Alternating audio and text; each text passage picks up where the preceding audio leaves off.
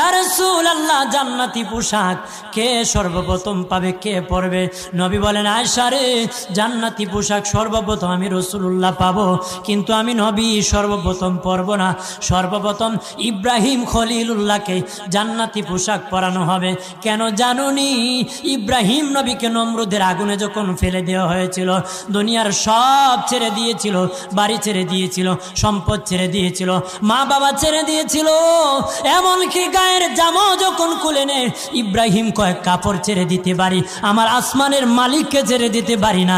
ওই দিন আল্লাহ ইব্রাহিমের সাথে অঙ্গীকার করেছিল, ইব্রাহিম আজকে তোমাকে সকলের সামনে উলঙ্গ করে লজ্জায় ফেলে দিয়েছি ইব্রাহিম, তারপরে তুমি আমাকে ছাড়ো নাই। আমি কিয়ামতের দিন সকলের সামনে মুসলমান, বেঈমান, কাফের, নাস্তিক যারা তোমাকে উলঙ্গ করেছিল, তাদের সামনে আমি আল্লাহ আনুষ্ঠানিকভাবে তোমাকে কাপড় পরায়া দিব।